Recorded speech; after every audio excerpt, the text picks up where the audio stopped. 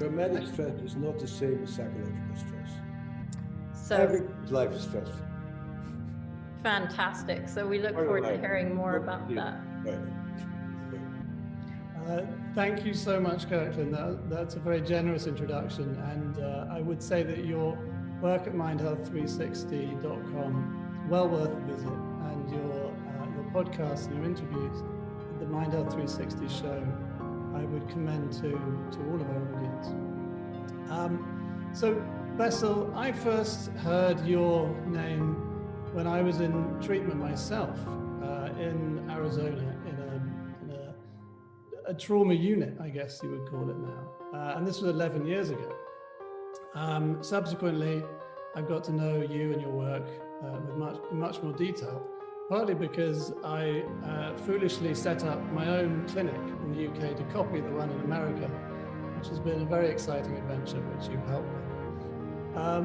One of the things that I had to do in that adventure was to receive people who wanted to explore help and to understand this new paradigm.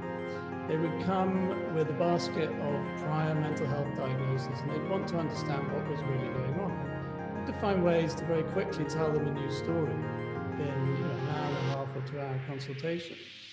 One of the stories that I came up with was a story about, so there's this guy running down the road, he's like wildly looking around, barefoot, screaming. And I asked them, what do you think of this guy? And they'd say, well, he seems crazy. I said, would you help him or avoid him? I said, well, I'd avoid him. And then I say, so coming around the corner, you see a fully grown adult lion chasing him. Now what do you think? And they say, well, he seems normal now. And I said, if you could help him, would you help him? And they say, yes. I said, help him. And what's instructive for me in that is that the man in the story is identical. So there's no difference. It's just that the difference between us saying that they've got a mental health problem and not is an understanding of the context. And of course, that's what I call my book, The Invisible Line.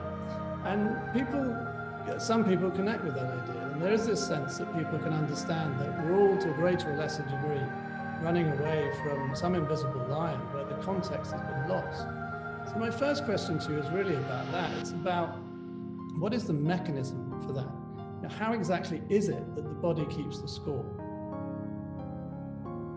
Well,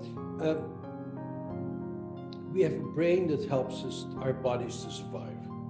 And so basically we learn how to get along, and we learn how to manage our lives, and we learn to eat at the right moment and to collaborate with other people.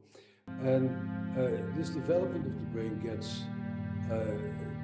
can be really thrown off when something happens and you're at a complete loss about what to do.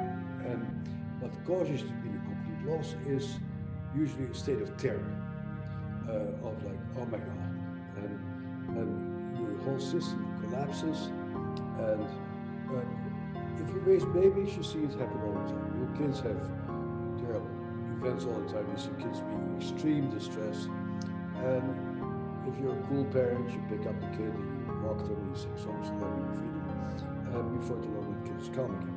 And so the natural way in which people learn to regulate themselves is through each other. But if there's nobody there for you, and particularly if the source of your extreme distress is the very person who's supposed to be there for you, then it really starts affecting the growth and development of not only your brain, but also your personhood. And you start, at the center of the brain, the limbic system, as neuroscientists, know that nobody talks about it as much anymore. But there's a neuroscientist at NYU called Rodolfo Minas who really mapped this out and said, in the middle of our brain is a map of the brain. And the map of the brain is a predictive organ. And that if I sit in a TV show and I suddenly start doing weird stuff, that sooner or later somebody's going to cut off the camera. Or if I start yelling at Benjamin, sooner or later Benjamin is going to yell back at me. And so I know that certain actions have certain consequences on the basis of what I've learned. And if you learn somewhere along the line that something may suddenly happen to you, and you'll get raped, you'll get destroyed, you could get made to feel completely helpless. Your brain starts getting ready for something terrible to happen.